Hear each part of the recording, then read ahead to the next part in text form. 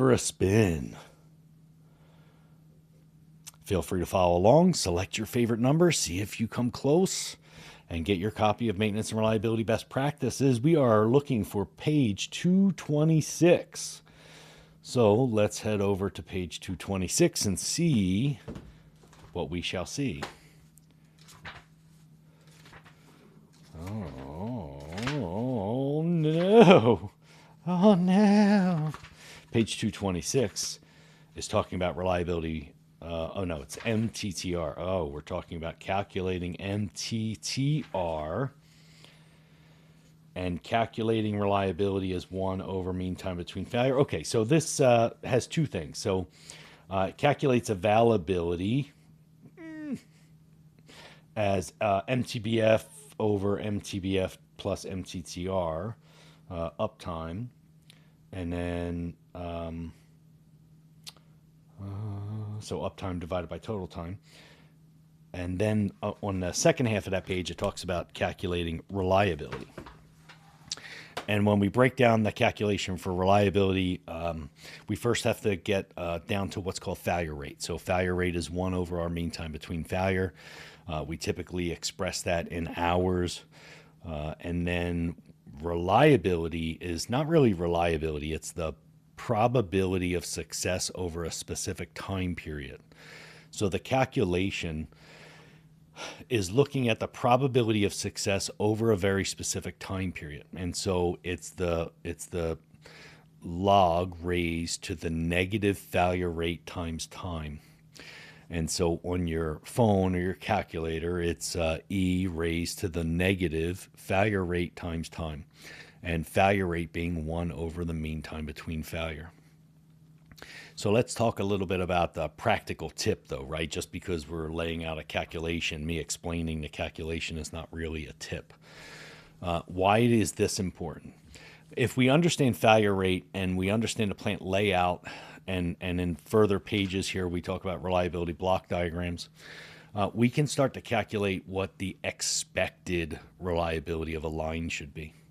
And so, for example, if we start to calculate out mean time between failure across the line that's very linear, I've got 20 different conveyors in a row and some processes in between.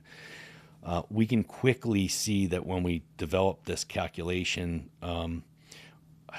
we want to get down to how reliable does the system need to be. For example, if I have those 20 conveyors in a row and there's some process stations in between, and I'm trying to calculate probability or reliability for a year, I'm going to get a terrible number. Because there are so many things in series, I'm going to get something like 95% reliable or 90% reliable. And that's going to seem like I'm going to have 10% downtime. And that may actually be true. But you also may be a batch operation. And if you're a batch operation, you only need to be reliable in the batch window. You can do all the work you want inspecting and repairing outside of that batch window. And so let me just give an example. So we've got a current client. They're a batch operation. They run a batch. Batch has to last about a day and a half. And then they go through a CIP, and then the batch has to last about a day and a half, and they go through a CIP. And then they're down over the weekend.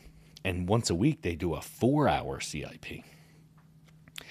They do not need to survive a whole week of operation without inspection and or wear component replacements.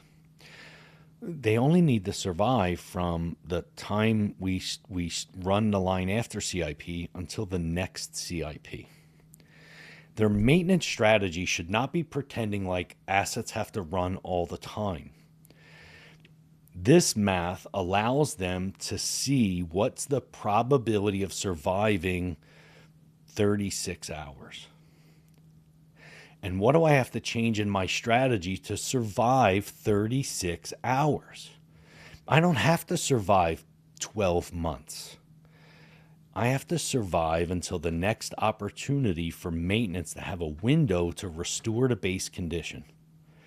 And we misunderstand that a lot in maintenance and reliability. And we pretend like we can have no risk. That's not true.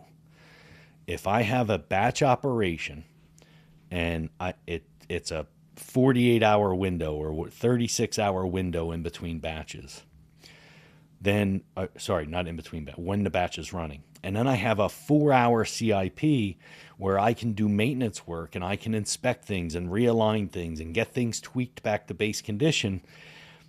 That should be my strategy. My strategy should be to inspect really well and make sure that the line is going to survive the batch hours. And at the end of the batch hours, re-inspect and restore back to base condition on a very regular basis. It does not have to be, how do I make this have no downtime all year?